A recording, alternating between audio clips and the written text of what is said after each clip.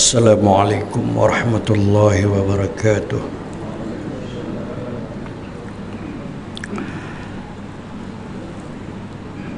Bismillah walhamdulillah wassalatu wassalamu ala rasulillah wa ala alihi wa sahbihi wa man tabi'ahu wa wala.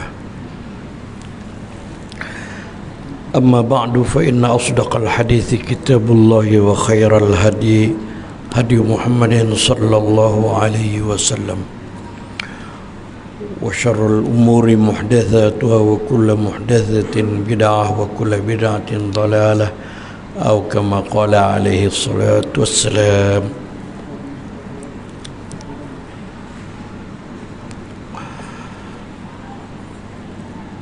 Tuan-tuan dan puan-puan, para jemaah yang dirahmati Allah, alhamdulillah pada kali ini saya dapat menghadirkan diri melaksanakan tugas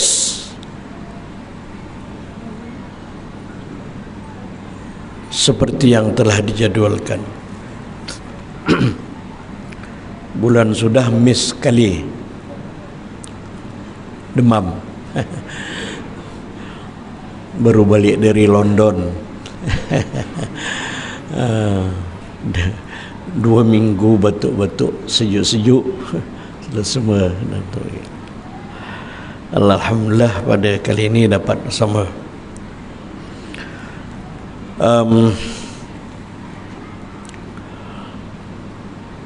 Jadi pengalaman di sana itu dapatlah berjumpa dengan jawatan kuasa fatwa di sana lah, di London. Di sana ada NGO lah orang kali ya, NGO, badan-badan Islam yang mengendalikan urusan umat Islam di sana. Dari segi masjidnya pun besar-besar, dan yang berkaitan dengan pengajian-pengajian dakwah untuk macam kita inilah, pengajian-pengajian mengingatkan mengenai akidah, syariah dan sebagainya. Dan lagi sulit sebab sebahagiannya itu mu'allab. Dan kami berpeluang pergi ke Oxford University, solat Jumaat di sana. Masya Allah. Macam ini juga lah besarnya, ramainya orangnya. Dan yang menggembirakan itu Dr. Afifi, Dr. Afif Al-Akiti, yang azan di sana, azan dan qomat, dan ada Syekh Arab itu baca khutbah dalam bahasa Inggris. Dr. Afif itu pensyarah kanan di Islamic Center Oxford University. Jika kita bayangkan Oxford University buruk aja bangunannya, lebih buruk daripada Azhar lagi. Masa kami di Azhar itu sedih tengok, ya Allah, Azhar ni buruknya, tangganya pun dah belekuk, lantainya pun dah tinggi rendah. Tengok kat situ di Oxford sama lebih kurang. Dan yang menjadi pengajaran kepada kita ialah Oxford University itu hasil dari wakaf mereka lah, sama dengan Azhar University itu wakaf orang Islam. Wah, hebatnya. Kita di sini belum dengar lagi universiti kita wakaf. Aduh ya, kurang, tak tahulah, kita kurang berkhairat ataupun memang kita kurang tak kaya pun. Barangkali kita tak ramai yang kaya. Jadi macam mana nak wakaf sampai di Turki itu wakafnya sampai boleh buka bank wakaf Turki. Alah, Masjid-masjid, universiti wakaf itu dah memang banyak lah zaman pemerintahan itu sebelum Kemal Atatürk. Masjid Azhar di Kahirah itu wakaf orang Islam, banyak duitnya, sampai kerajaan berhutang kepada Universiti Azhar masa perang dulu. Bayangkan, kita baru ada kesedaran itu, baru nak mula kita ada apa namanya tu, bukan jabatan wakaf negeri Selangor ni ada wakaf tunai, wakaf tu kayak ni, dan sudah mampu juga membuat masjid-masjid, beberapa buah masjid, dan ada itu hospital bergerak, klinik bergerak itu wakaf MAIS. Dan alhamdulillah, tak tahu di sini di Masjid Baitul Mahabbah itu Stesen 27 setiap hari Khamis ada dia datang untuk buat rawatan. Ada sedikit bayaran RM5 kot. Ya, alhamdulillah. Jadi maknanya kekuatan umat ini, tak kira Islam ke kafir ke, memang daripada sumbangan-sumbangan dan wakaf. Tuan-tuan ni pun banyak berwakaf juga orang lihat tu bangunan tu dah nak siap dah. Mudah-mudahan wakaf. Baiklah. Kita sambung pengajian kita mengenai akidah ini, akidah sifat 20 yang kita rasa makin lagi relevan, makin lagi diperlukan. Walaupun ramai yang anti kepada, tengoklah dalam internet tu yang mengutuk, yang mencerca, yang mengkeji pengajian sifat 20 ni. Ya Allah, kenapa dah kau macam tu sekali? Padahal inilah asas-asas yang kita kena pegang untuk mempertahankan akidah umat Islam. Saya bercakap macam itu dalam mesyuarat fatwa yang sudah ada membincangkan mengenai ajaran sesat. Ajaran sesat ni boleh dikatakan 2-3 bulan timbul satu, 2-3 bulan timbul satu. Ini akibat daripada pengetahuan mengenai akidah itu longgar. Satu lagi sebab tidak bercampur dengan masyarakat, dengan komuniti masjid. Masjid tak mau datang, surau tak mau datang, pengajian tak ni, duduk sorang-sorang je, syok-syok sendiri.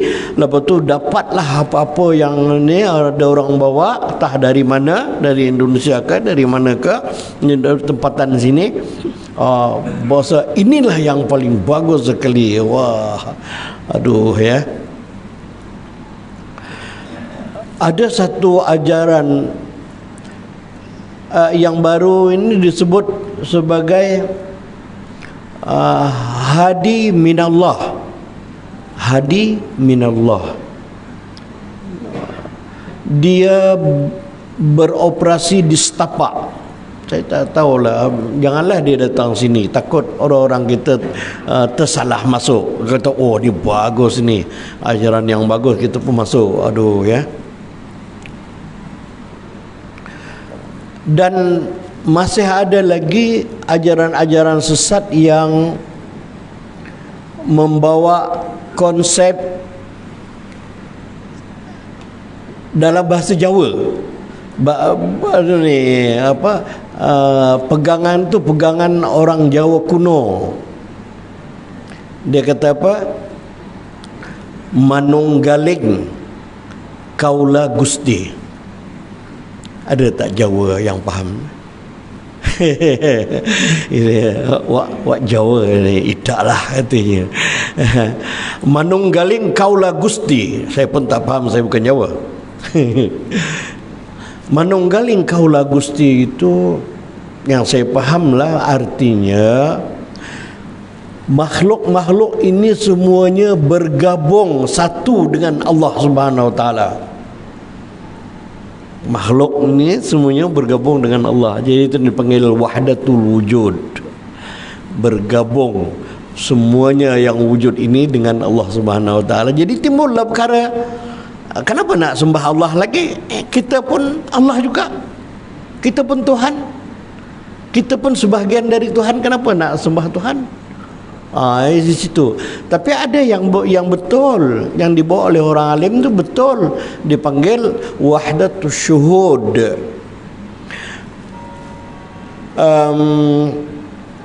Wahdatus syuhud itu kira-kira dia punya maknanya ialah melihat alam ini terus ingat kepada kekuasaan Allah Subhanahu Wa Taala.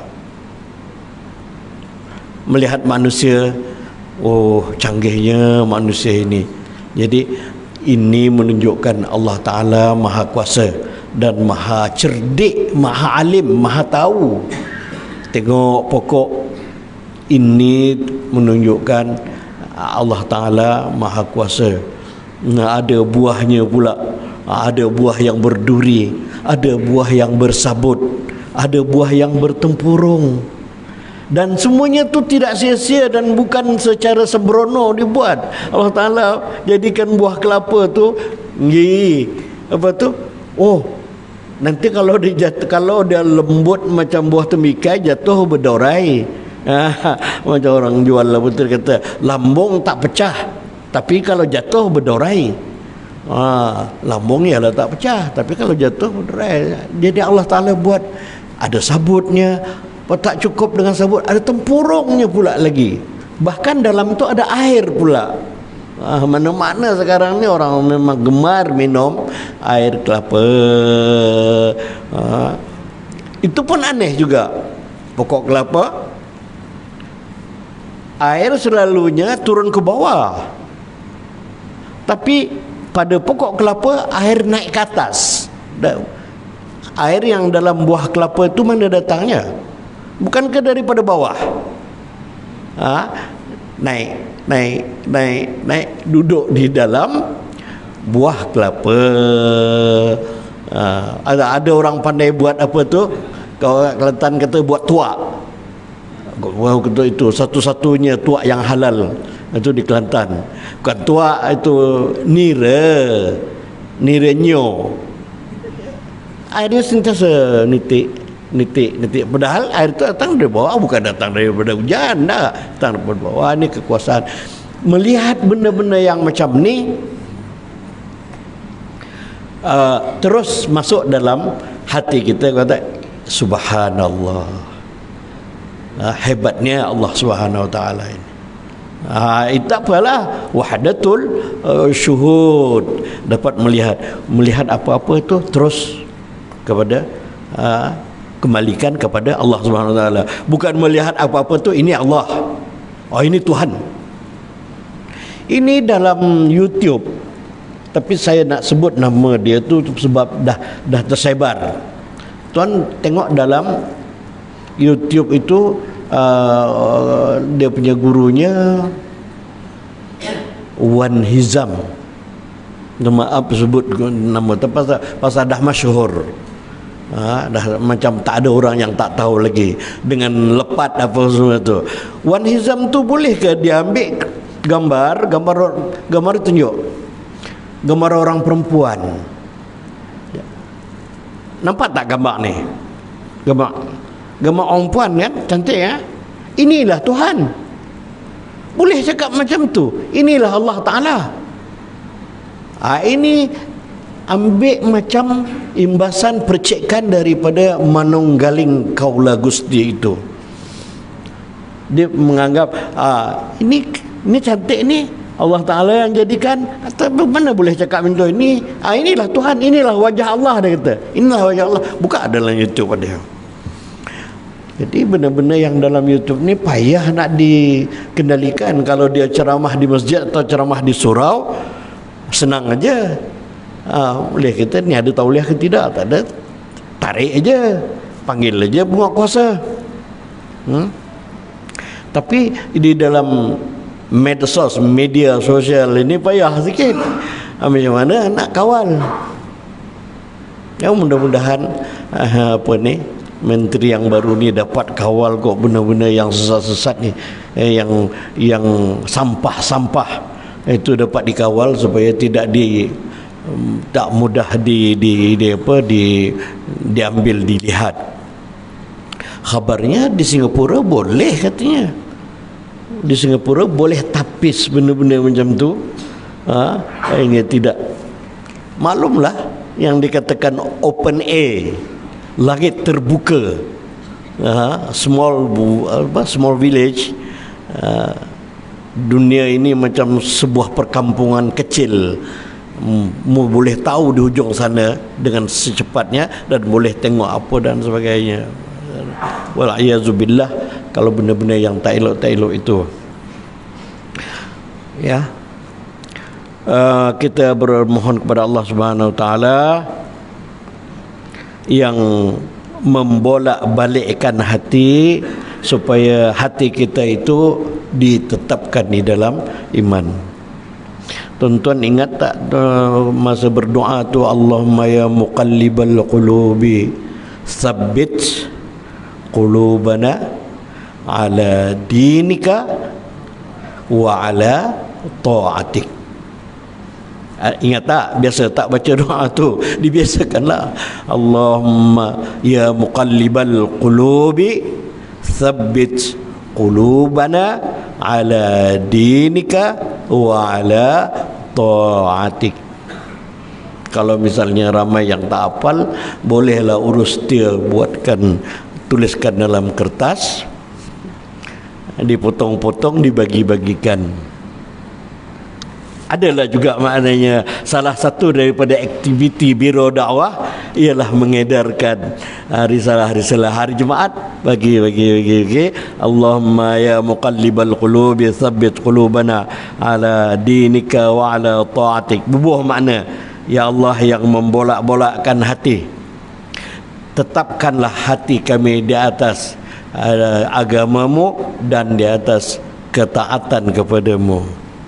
Ya, alhamdulillah. Baiklah, kita masuk kepada kita punya pengajian sifat 20 ini. Kita sudah habis menyebut ataupun membicarakan mengenai sifat yang dibahagikan dalam sifat nafsiyah, salbiyah, dan sifat ma'ani. Kira-kira sudah cukup dah sampai situ. Wujud, qidam, baqa, mukhalafatuhu ta'ala lil hawadith, qiyamuhu ta'ala binafsih, wahdaniyah. Sebahagian ulama mengatakan cukup, memadai sampai sekat itu. Yang lain-lain itu kira-kira dia punya penyempurnaan sahaja. Yang sifat ma'ani, lepas tu sifat ma'nawiyah. Kaunuhu ta'ala qadiran, kaunuhu ta'ala muridan, lepas tu apa lagi? Kaunuhu ta'ala hayyan, kaunuhu ta'ala sami'an, kaunuhu ta'ala basiran, kaunuhu ta'ala mutakalliman. Cukup ke tidak tu 20 tu? Ya. Jadi kita masuk kepada sifat kaunuhu ta'ala qadiran. Walaupun sebahagian ulama mengatakan cukup Allah Ta'ala itu bersifat kudrat, tapi kita, kalau qadiran ini lagi hebat. Kaunuhu Ta'ala qadiran itu artinya apa?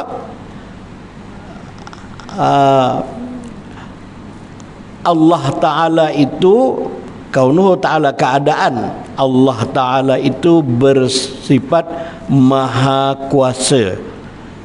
Keadaan Allah Ta'ala itu bersifat maha kuasa. Ada juga dalam YouTube itu ulama daripada Fatani memberi makna, nak bagi faham kita apa tu, apa bezanya kudrat, apa bezanya qadiran. Kudrat itu artinya kuasa. Dia kata qadiran itu yang memperkuasa, kata, atau perkuasa. Dalam bahasa Melayu tak ada perkuasa tu. Tak boleh faham. Jadi kita kata keadaan Allah Ta'ala itu yang sentiasa kuasa. Sentiasa kuasa, tak ada teralpa sedikit pun. Itulah dia. Mudah-mudahan macam itu pun dah boleh. Qadiran, Allah itu wajib bersifat qadiran, iaitu yang maha kuasa. Kerana itu mustahil Allah Ta'ala bersifat ajizan. Lawannya ajizan. Ajizan tak apa? Ajizan tak artinya lemah. Mustahil Allah Ta'ala bersifat lemah. Dalil daripada sifat qadiran itu sama seperti dalil daripada sifat qudrat. Allah Ta'ala bersifat qudrat. Dulu kita kata Allah Ta'ala bersifat qudrat dalam sifat ma'ani. Yang ini sifat ma'nawiyah. Tuan-tuan, buat sementara ini jangan pening-pening lagi apa dia ma'ani ma'nawiyah itu. Cukup orang awam mengetahui pembahagian-pembahagian itu sikit-sikit cukuplah. Sifat nafsiyah, salbiyah, ma'ani, ma'nawiyah. Kalau tak tahu sebut itu pun tak apa, tapi tahu sifat 20 tu kena tahulah. Wujud, tak tahu wujud tu bahasa Arabnya, Allah itu ada, wujud, qidam, baqa, mukhalafatul hawadis, qiyamu ta'ala binafsih, wahadaniyat, qudrah, iradat, ilmu, hayat, sama', basar, kalam.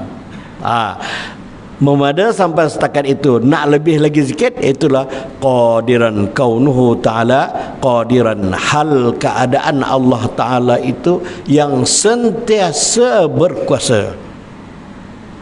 Setakat kuasa aja tak kuat lagi, tapi sentiasa berkuasa. Alhamdulillah.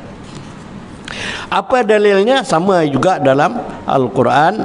Wallahu ala kulli syai'in qadir, surah Al-Baqarah. Dan qul huwal qadiru, surah Al-An'am. Wallahu ala kulli syai'in qadir, artinya dan Allah maha kuasa atas segala sesuatu. Allah itu maha kuasa di atas segala sesuatu. Dan qul huwal qadir dalam surah Al-An'am, katakanlah dia Allah yang maha kuasa. Kita takut kita lupa pula. Jangan lupa Allah maha kuasa, ya Allah. Ini kejadian yang di mana tu? Di Indonesia ya. Gunung berapi meletup ke apakah, itu habis tertimbus satu kampung, satu apa tertimbus. Satu kampung ke satu dusun katanya habis tertimbus dengan keluar bara, dengan keluar api dan debu-debu, nampak gelap aja. Ingat kata debu tak apa. Bukan debu tu tak apa, debu panas yang menyebabkan sesak napas dan keadaan panas. Kuasa Allah Subhanahu Wa Taala kalau dia nak buat yang kampung hanyut, boleh berjalan dengan tanah-tanahnya, dengan rumahnya, dengan bukitnya hanyut. Itu menunjukkan kekuasaan Allah Subhanahu Wa Taala. Belum lagi yang tsunami, air laut melempah naik ke daratan tinggi sampai setinggi pokok kelapa yang tinggi. Kita tak seronoknya laut ni bolehlah berenang-berenang, mandi-mandi. Yang mandi-mandi itu pun terlupa menggali ini kita ni dalam laut yang Allah Ta'ala punya. Mana boleh mandi-mandi itu tak tutup aurat. Boy. Jangan, kalau Allah Ta'ala buat sekali, habis kamu lipatnya. Tapi duka cita, ya Allah, katanya di Saudi pun dah boleh dah, di pantai-pantai dah dibenarkan pakai, orang perempuan pakai apa tu, pakai baju berenang tu, baju mandi tu, bikini apa. Mereka pun buat juga. Dan kemudian ini ada konsert dan sebagainya. Ya, kembalilah kepada sifat 20, yaitu Allah bersifat kudrat dan Allah bersifat kaunuhu ta'ala qadiran. Dia Allah Ta'ala, hal keadaan Allah Ta'ala itu bersifat maha kuasa. Jangan meremeh-remehkan. Kalau Allah Ta'ala nak buat, wallahu ala kulli syai'in qadir. Kedua ayat di atas menunjukkan bahawa ayat yang mana wallahu ala kulli syai'in qadir dengan qul huwal qadir itu bahawa Allah bersifat qadiran, yang maha kuasa. Maksudnya apabila Allah menghendaki maka akan berbuat, dan apabila menghendaki maka akan meninggalkan. Kalau Allah nak buat, Allah buat. Kalau Allah Ta'ala nak tinggal, Allah Ta'ala tinggal.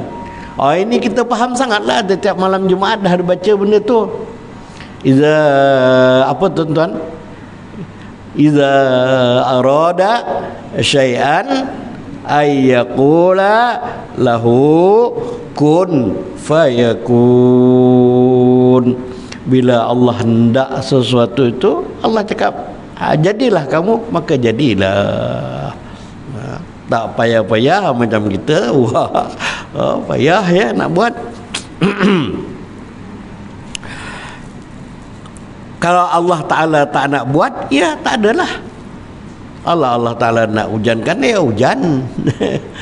Aduh, sekarang ni yang musim hujan, orang kenduri kesian lah.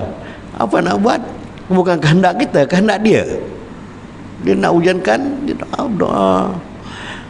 Kesian orang yang kenduri hari Sabtu, hari Ahad, pakai kemah, hujan, bertekong air, becak kat bawah. Tapi ini di mana-mana pun. Masa kami di sana tu di London itu hujan, dahlah sejuk, hujan pula. Bayangkan, ya Allah. Kalau Allah Ta'ala ndak, jadi. Di Jeddah pun banjir, hanyut kereta. Padahal tak apalah, orang Jeddah, orang Judah hanyut kereta, dia orang kaya. Kereta yang hebat-hebat hanyut berlongok. Di sini kalau hanyut tak tahan dah. Sekali kena 7,000 baiki kereta. Jadi kalau hujan sikit-sikit air dah naik tu, cepat kalihkan kereta, letak kat mana ke tempat tinggi sikit. Takut. Kalau Allah Ta'ala nak buat, kun fayakun. Di Mekah pun hujan juga. Allahu Akbar. Allah Maha Kuasa untuk berbuat sesuatu dan meninggalkannya, mengerjakan apa yang dikehendakinya dan meninggalkan apa yang dikehendakinya. Ini diulang-ulang supaya masuk dalam otak kita, masuk dalam hati kita. Jangan main tahu. Allah Ta'ala Maha Kuasa. Kemudian sifat yang seterusnya, kaunuhu ta'ala muridan. Kaunuhu ta'ala muridan, hal keadaan Allah Ta'ala itu berkehendak, sifatnya ialah berkehendak. Allah juga wajib memiliki sifat muridan, iaitu yang berkehendak. Apa ni? Kalau tak payah masukkan dalam sifat 20 tak boleh ke? Tak, ini penting. Sebab nanti ada orang mempunyai sangkaan yang tak betul. Apa dia? Allah Ta'ala memiliki sifat mustahil. Allah Ta'ala memiliki sifat lawannya, sifat kebalikan daripada berkehendak. Apa dia? Dalam bahasa Arabnya mukrihan, iaitu terpaksa. Allah Ta'ala mustahil bersifat terpaksa. Allah Ta'ala bersifat muridan. Mustahil Allah Ta'ala bersifat terpaksa. Jadi tidak ada apa-apa yang Allah jadikan ini Allah terpaksa. Tidak ada. Adakah dia Tuhan yang mempunyai kuasa yang mutlak? Tidak akan ada yang terpaksa pada dia. Subhanahu wa ta'ala.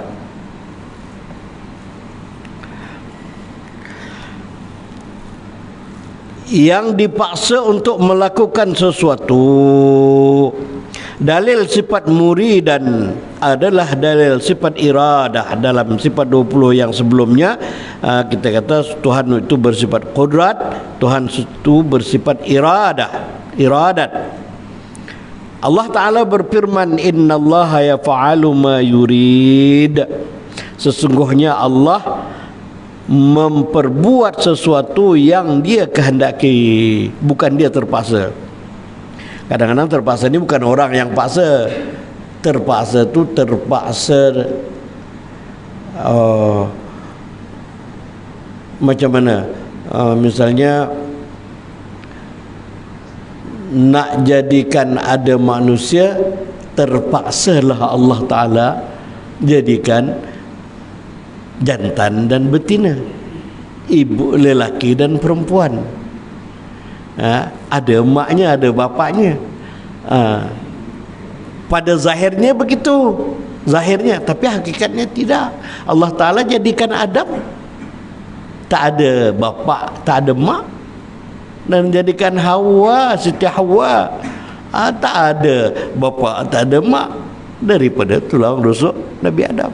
Jadi nampak zahirnya macam itu. Tapi sebenarnya Allah Ta'ala kalau nak jadikan itu tidak semestinya begitu. Tidak semestinya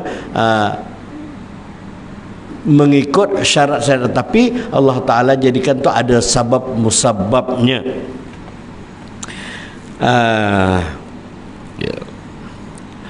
Innallaha yaf'alu ma yurid, surah Al-Hajj. Dan inna rabbaka fa'alul lima yurid. Kita biasa fa'alul lima yurid dalam surah Hud. Artinya sesungguhnya Allah berbuat apa yang dia kehendaki. Sesungguhnya Tuhanmu maha pelaksana terhadap apa yang dia kehendaki. Makna ayat yang tadi. Kedua-dua ayat di atas menunjukkan bahawa Allah Subhanahu wa ta'ala bersifat muridan. Kaunuhu ta'ala muridan. Ingatkan, kaunuhu ta'ala muridan, hal keadaannya Allah Ta'ala itu sentiasa bersifat muridan, berkehendak. Tidak ada yang berlaku ini tanpa kehendak Allah Subhanahu Wa Ta'ala. Hebatlah ya, Allah Ta'ala yang hendak, dan apa yang Allah Ta'ala hendak itu berlaku.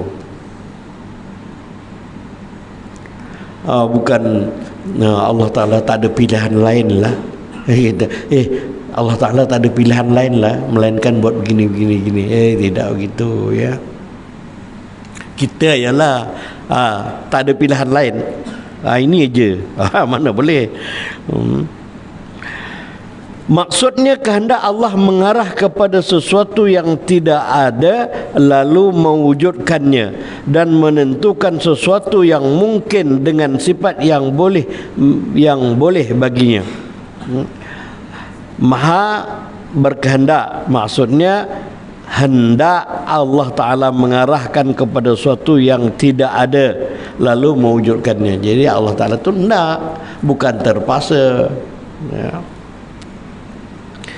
Dan menentukan sesuatu yang mungkin, perkara yang tidak mustahil, dengan sebahagian sifat yang boleh baginya, yang mungkin ini yang boleh, bukan mustahil.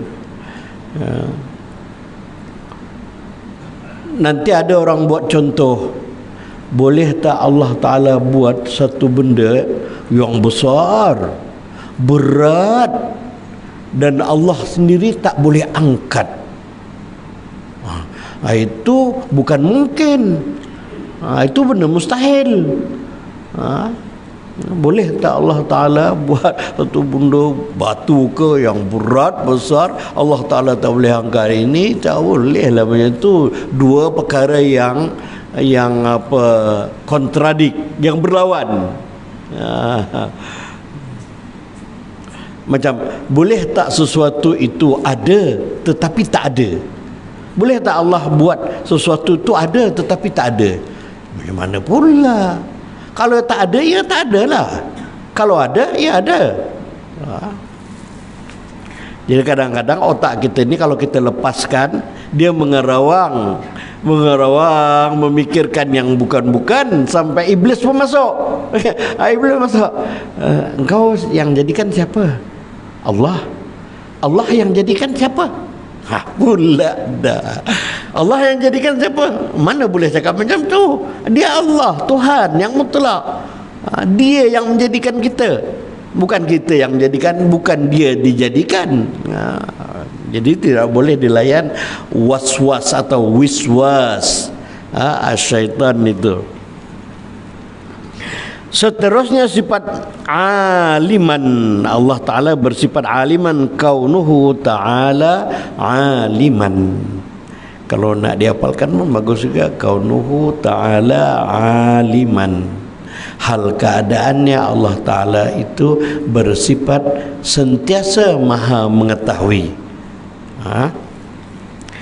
Allah juga wajib memiliki sifat aliman, artinya yang maha mengetahui. Kerana itu mustahil Allah memiliki sifat sebaliknya, lawannya. Penulis ni tak berapa nak sebut kata lawan, sifat sebaliknya. Sebab ada orang yang jahat, mulut dia pakai pasal sifat kitab dulu sebut lawan. Allah Ta'ala bersifat aliman, lawannya jahilan. Allah Ta'ala itu ada misalnya, lawannya tiada. Allah Ta'ala itu mendengar, lawannya tuli. Allah Ta'ala ada, lawannya tiada. Jadi dilawakkan. Ini yang tak seronok tu, diloya burukkan.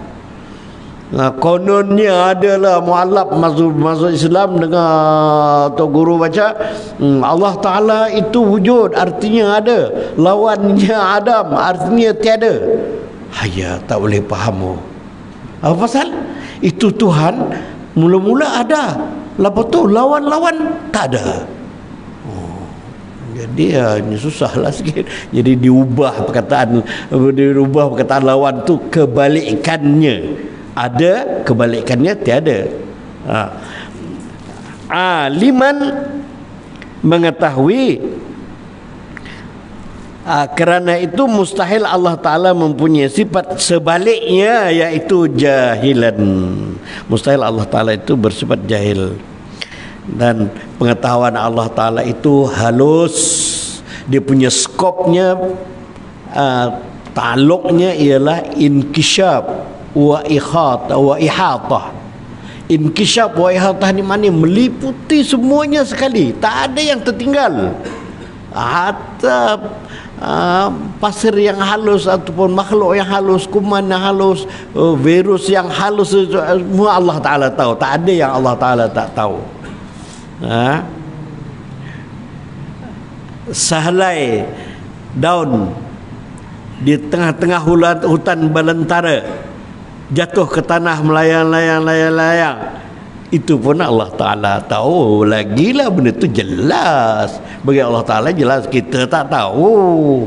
Di hutan, tengah hutan belantara tu, sehelai daun jatuh, jatuh. Dah, Allah Ta'ala aliman, maha mengetahui. Saya masa budak-budak dulu sentiasa selalu pergi ke laut. Pernah masuk dalam hutan bakau.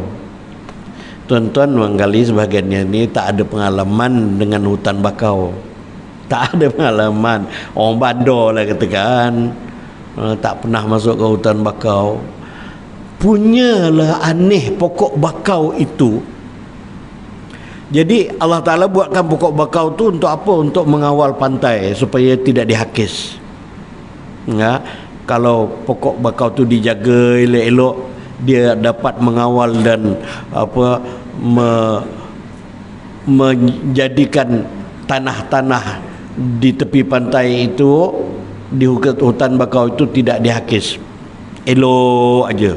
Dengan Bakau itu pokoknya bawahnya tu akarnya bersilang-silang, betul-betul untuk memegang tanah supaya tapi sekarang ni bakau dah diceroboh oleh orang-orang yang tamak, oleh orang-orang peniaga-peniaga, ditebang, dijual dia. Aduh, kita yang merosakkan environment, merosakkan alam sekitar itu menyebabkan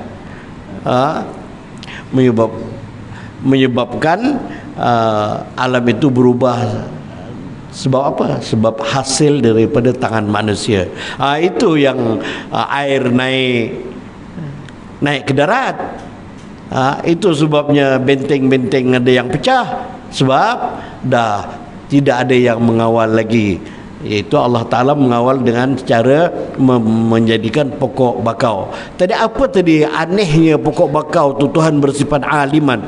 Pokok bakau itu buahnya macam pen itu, macam pen marker tu, tajam di bawah.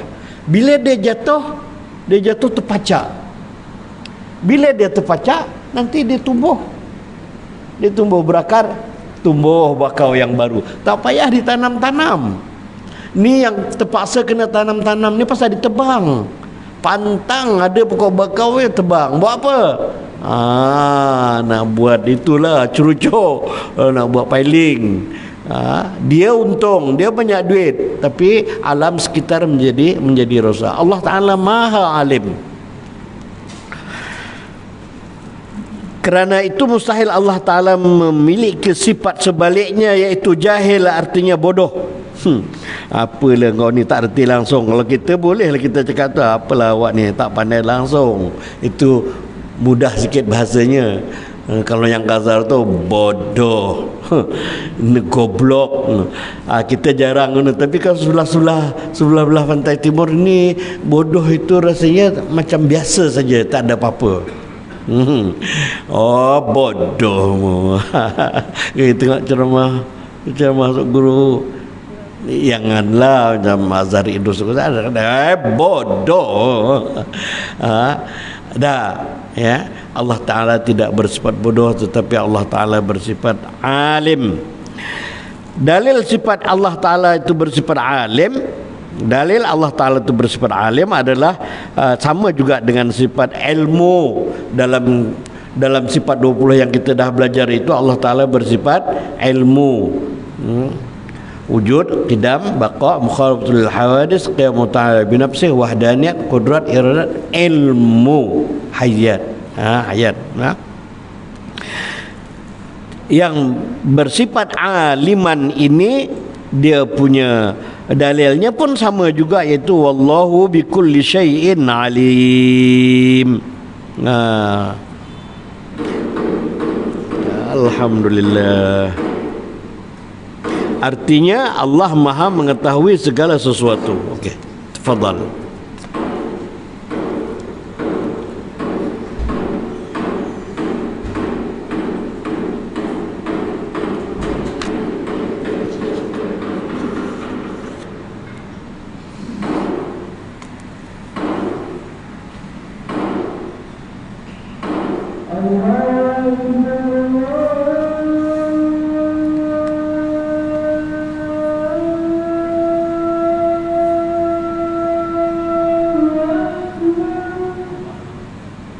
Allahu Akbar, Allahu Akbar.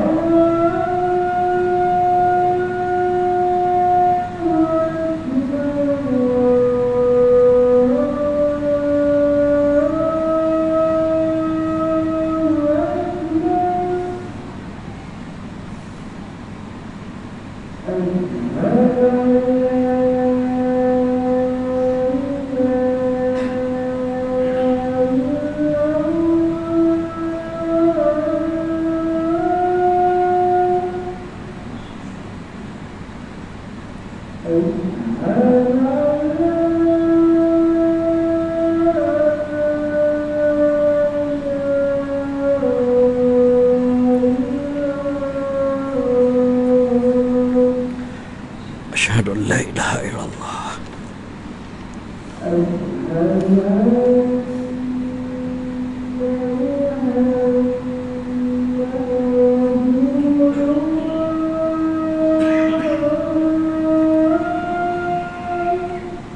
Asyhadu anna Muhammadan Rasulullah.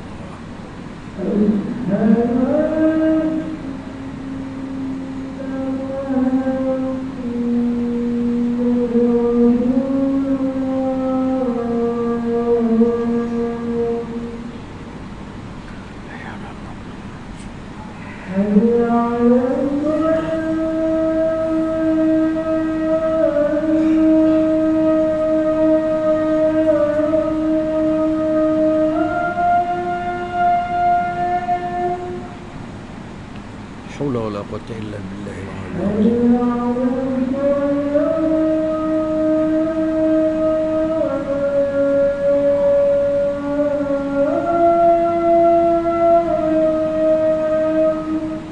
لا حول ولا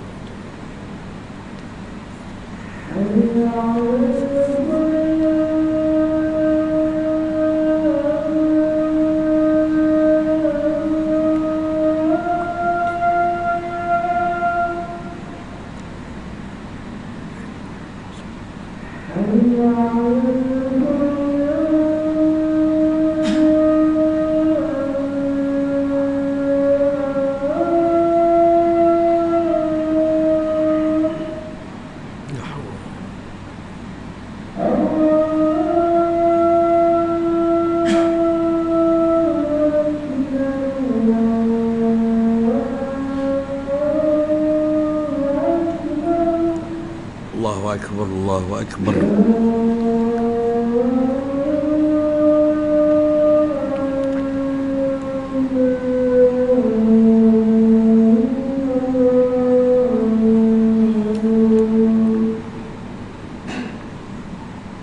La ilaha illallah, Allahumma rabb hadhihi ad-da'wati at-tamma wa salatu qabla al-mahmud alladhi wa'ataynak la tukhlifu al-mi'ad. Tuan-tuan yang rahmati Allah,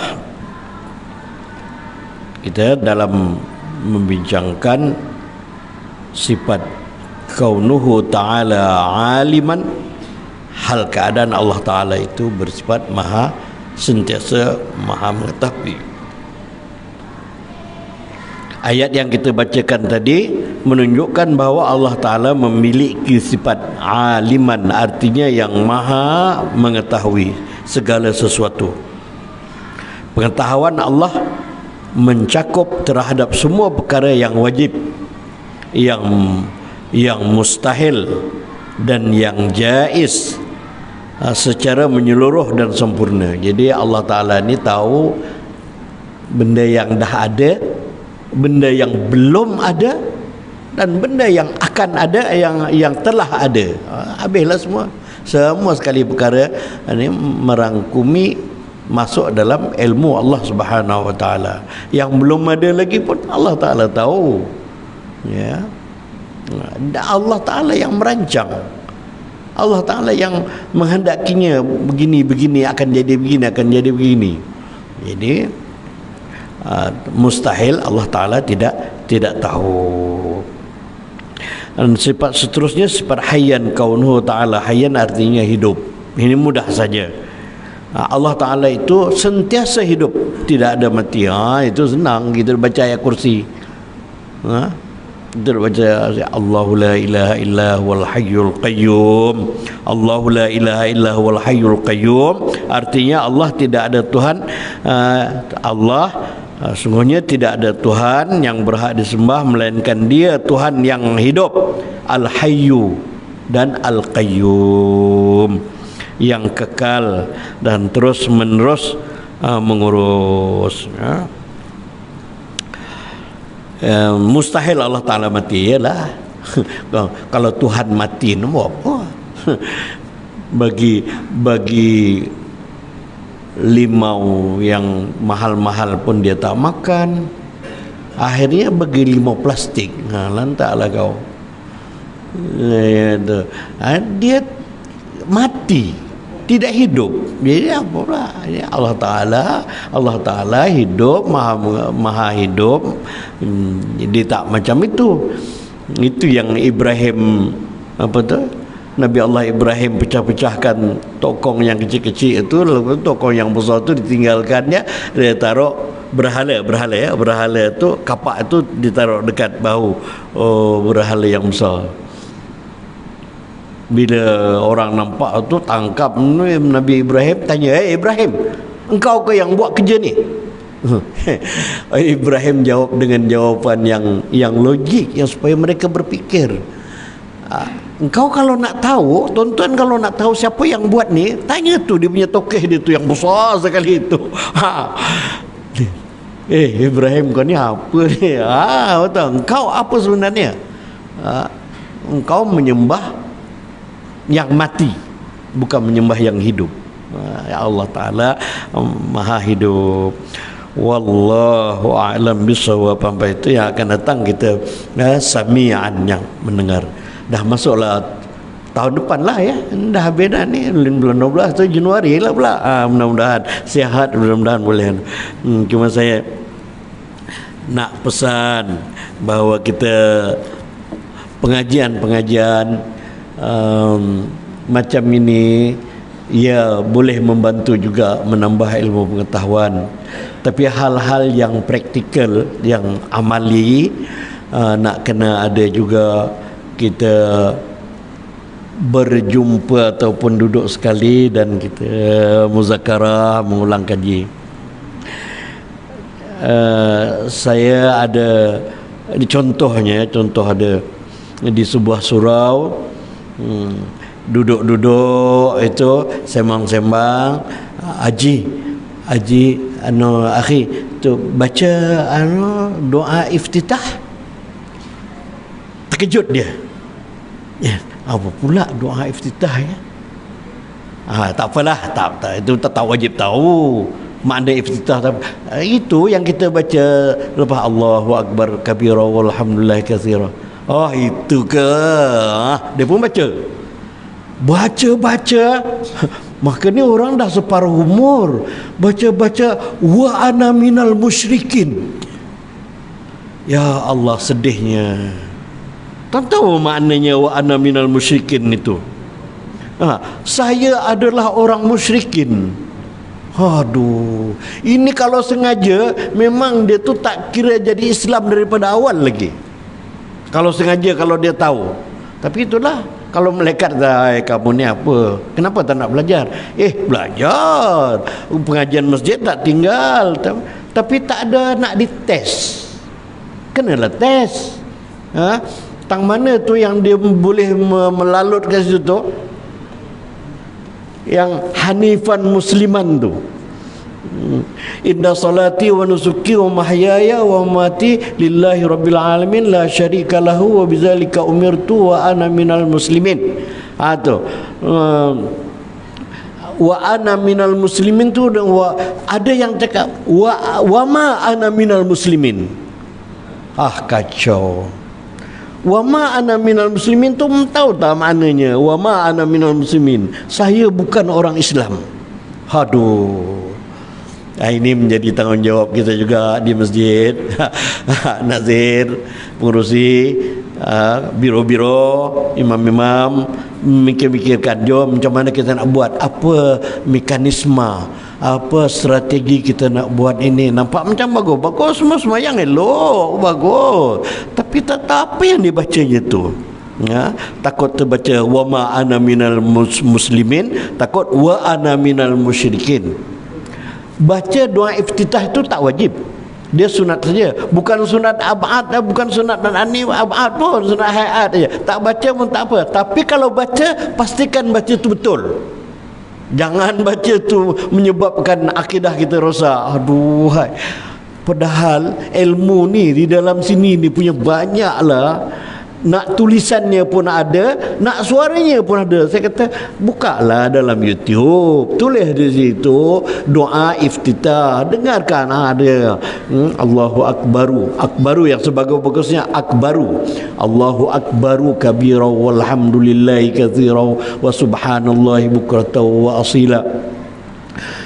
Nak bubuh inni wajjahtun boleh, wajah tu saja pun boleh. Wajjahtu wajhiya lillazi khalaq fataras samawati wal ardh hanifan musliman wa ma ana minal musyrikin. Tak boleh cakap musliman wa ana minal musyrikin. Aduh.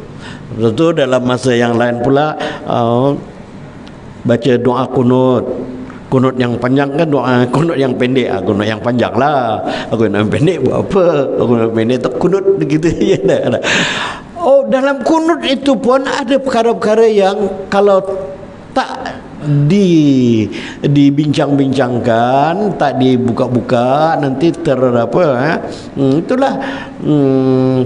apa dia? Allahumma hadini fi man hadaita wa afini fi man afait wa tawallani fi man tawallait wa barik li fi ma a'tait wa qina wasrif anni syarra ma qadait fa innaka taqdi wa la yuqda 'alaik wa innahu la yadhillu man walait wa la yu'izzu man 'adait tabarakta rabbana wa ta'ala falakal hamdu 'ala ma qadait wa astaghfiruka. Kalau seorang-seorang wa astaghfiruka, kalau ramai wa nastaghfiruka wa natubu ilaik. Tak mana tu yang wa ana awwalul muslimin, tak boleh sebut wa ana awwalul muslimin, salah. Maknanya lain. Dalam Quran ada wa ana awwalul muslimin, tapi Nabi Muhammad wa ana awwalul muslimin artinya apa? Saya orang yang mula-mula masuk Islam. Habis yang lain-lain semuanya belum Islam lagi lah. Itu kan wa ana minal muslimin. Kan wa ana minal muslimin, bukan wa ana awwalul muslimin, saya orang yang mula-mula Islam. Nabi Muhammad lu belum Islam lagi lah kalau gitu, kau yang mula-mula. Ini kesalahan yang dimaafkanlah barangkali kalau tak belajar, tak tahu, tak sedar. Tapi selama mana benda-benda ni nak dibiarkan begitu salah aja, semayang daripada umur muda sampai ke umur tua dah berjanggut ni pakai yang wa ana awwalul muslimin. Yang tadi tu wa ana minal musyrikin. Kacau. Walayazubillah, nak kena duduk-duduk sambil medang-medang, ngopi-ngopi ke apa ke, cuba baca ni, baca ayat kursi, baca qul huwallah, atau selalu sembahyang baca apa kalau sembahyang seorang-seorang? Baca kuliah atau qul huwallah, baca qul huwallah, atau baca doa iftitah, baca tahiyat. Wah, tahiyat pun ada yang berpuntal-puntal. Aduhai, habis kau tahiyat macam mana? Saya tahiyat sampai Allahumma salli ala Muhammad wa ala ali Muhammad. Dah. Apa tu? Tahiyat Ibrahim, apa selawat Ibrahim tak baca? Tak, dah nak cepat. Kenalah baca. Itu kan sunat kan. Tapi baca tu biarlah betul.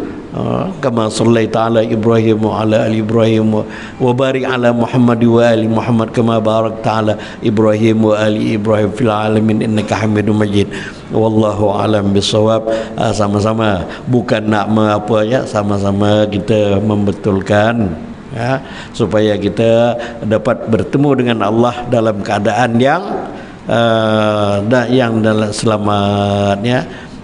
Yauma la yanfa'u malun wala banun illa man atallaha biqalbin salim. Pada hari yang tak berguna lagi segala harta anak pinak, pada masa itu yang dapat menyelamatkan kita orang yang datang bertemu dengan Allah dalam keadaan yang selamat, akidahnya bersih, perbuatannya bersih, tidak ada yang menyimpang. Bismillahirrahmanirrahim. Allahumma aftah qulubana futuhal alaifina, Allahumma nawwir qulubana binuri hidayatika kama nawwartal arda binuri syamsika badana bada birahmatika ya arhamar rahimin. Allahumma arham ummata Muhammad, Allahumma arham ummata Muhammad, Allahumma arham ummata Muhammad rahmatan 'ammah waghfir lahum maghfiratan jami'ah wa sallallahu ala sayyidina Muhammad wa ala alihi wa sahbihi wasallam. Alhamdulillah rabbil alamin. Taqabbalallahu minkum.